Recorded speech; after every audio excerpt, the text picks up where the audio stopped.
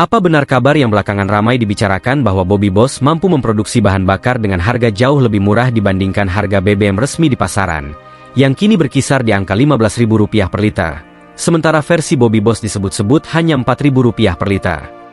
Banyak orang penasaran. Netizen mempertanyakan apakah ini benar-benar hasil karya anak bangsa, atau hanya sekadar eksperimen yang terlalu indah untuk jadi kenyataan. Keingintahuan itu bercampur keraguan, dan wajar saja. Janji energi murah sudah terlalu sering lewat tanpa hasil nyata. Namun kalau melihat pengalaman pribadi dan perjalanan panjang dunia inovasi di negeri ini, kecil sekali kemungkinan bahwa terobosan semacam itu bisa benar-benar berjalan. Hampir mustahil pemerintah akan turun tangan membantu atau mempercepat perizinannya. Walaupun belum ada regulasi yang mengatur secara khusus, hambatannya tetap saja banyak. Bahkan jika secara teknis semua terpenuhi, ada tembok besar lain. Dunia perbankan. Hampir bisa dipastikan bank tidak akan berani mendanai proyek semacam itu, karena dianggap berisiko tinggi dan belum jelas payung hukumnya. Pemerintah pun hampir pasti tidak akan melindungi, mendukung, atau membeli produk inovatif tersebut. Pada akhirnya, kemungkinan inovasi itu melaju sangat kecil, mungkin hampir tidak ada. Seolah-olah, di Indonesia ini ada hukum tidak tertulis yang mengatakan bahwa inovasi itu dilarang. Bukan dilarang secara resmi, tetapi dipersulit sedemikian rupa hingga banyak inovator menyerah sebelum sempat berkembang. Untuk membuat inovasi bisa bertahan, negara ini butuh pemimpin yang benar-benar berpikir di luar kebiasaan. Butuh pejabat yang cara berpikirnya tidak terperangkap dalam kotak aturan yang kaku. Dan yang paling penting, butuh perlindungan hukum yang melindungi inovator dari kriminalisasi atau kesalahan tafsir aparat.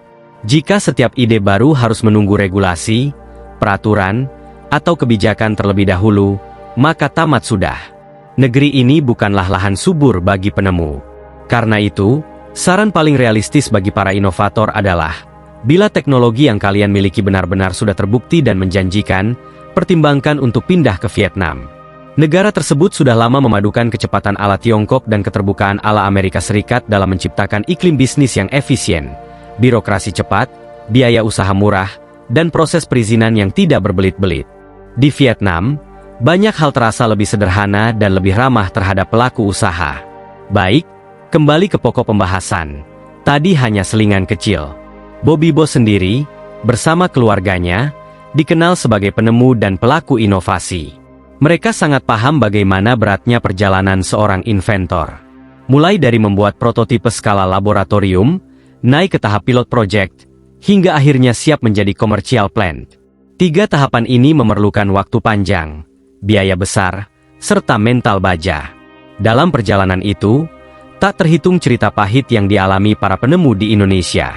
Contohnya, ada kisah tentang proyek Shronium, yang digadang-gadang sebagai bentuk awal Bitcoin Indonesia. Proyek itu akhirnya tidak bisa dijalankan karena terkendala regulasi pada tahun 2018. Saat itu, teknologi blockchain masih belum dipahami regulator. Tidak ada aturan, tidak ada acuan, dan akhirnya proyek tersebut berhenti begitu saja. Kemudian ada ECEF pertama di Indonesia, lalu platform Santara yang berdiri pada tahun 2019. Keduanya tidak bisa berkembang maksimal. Mereka tersendat di tengah jalan karena regulasi yang terlalu ketat, menekan, dan seringkali merugikan investor maupun pelaku usaha. Skema SCF pun akhirnya harus memikul beban besar ketika investor merugi akibat aturan yang terlalu berat dan tidak realistis dengan kondisi pasar. Kesimpulannya sederhana, berinovasi di Indonesia itu sangat sulit. Selain hambatan peraturan, ada pula masalah lain di luar teknis. Mulai dari birokrasi yang memihak kepentingan tertentu hingga tindakan oknum pejabat yang lebih mengutamakan kroni. Banyak usaha jatuh, banyak inovator tumbang, bukan karena produknya jelek, melainkan karena sistem yang tidak berpihak.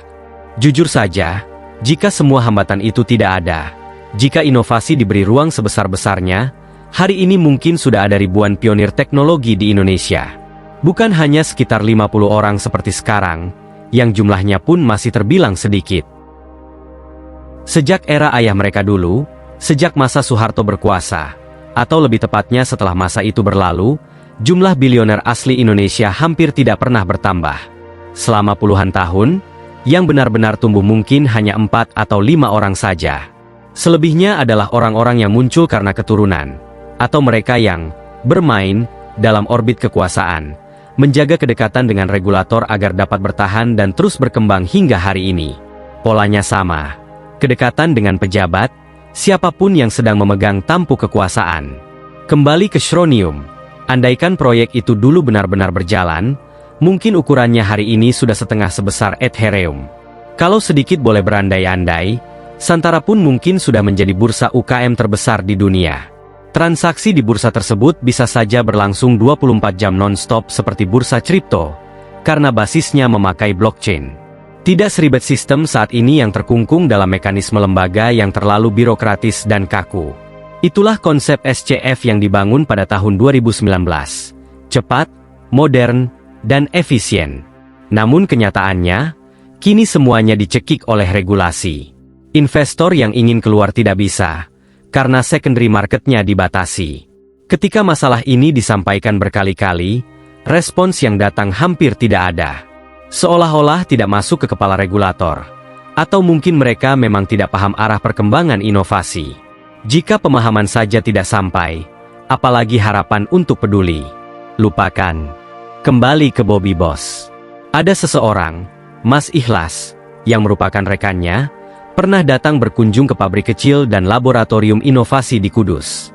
Dari kunjungan itu saja, ia pasti sudah paham bahwa membuat sesuatu di skala laboratorium sangat berbeda dengan membuat pilot project, apalagi membangun pabrik komersial. Harga HPP bisa naik 2 kali lipat ketika naik dari lab ke pilot project. Dan ketika berubah menjadi pabrik skala besar, biayanya melonjak 2 kali lipat lagi karena masuk unsur investasi mesin, biaya operasional, tenaga kerja, logistik, hingga pembangunan infrastruktur pendukung. Sekarang kita bawa pola itu ke klaim Bobby Boss. Misalnya ada lahan 1 hektar sawah yang menghasilkan 6 ton gabah. Jerami dari hasil itu kira-kira 4 ton. Lalu muncul klaim bahwa 4 ton jerami tersebut bisa menghasilkan 3.000 liter bensin. Pertanyaannya, bagaimana mungkin 4 ton jerami dapat menghasilkan 3.000 liter BBM? Berat 3.000 liter sendiri sekitar 4 ton. Artinya konversinya nyaris 1:1 tanpa menyisakan limbah apapun. Secara logika laboratorium, itu hampir mustahil. Pengalaman menunjukkan bahwa 4 ton jerami, jika diolah di skala lab, paling-paling menghasilkan 100 liter saja. Itu pun masih butuh tambahan aditif dan proses kimia lainnya.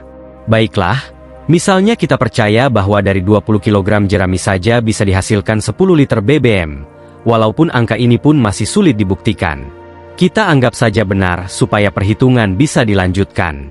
Jika ingin naik ke tahap berikutnya, harus dibuat pilot project yang skalanya lebih besar.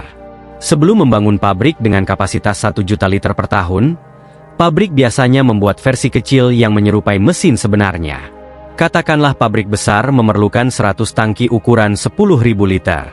Untuk pilot project, paling realistis dimulai dari tangki 1.000 liter, hanya 1/10 skala sebenarnya. Itulah kategori pilot project. Pada tahap ini, kecil kemungkinan harga Rp4.000 per liter bisa dicapai. Dengan skala pilot project, harga output paling realistis berada di kisaran Rp8.000 hingga Rp10.000 per liter, karena ada beban biaya SDM, mesin, logistik material, lahan, uji coba, desain alat, dan ratusan detail lain. Disinilah reality check pertama terjadi, membuat alat tidak murah. Belum tentu juga pabrik mesin itu tersedia di Indonesia.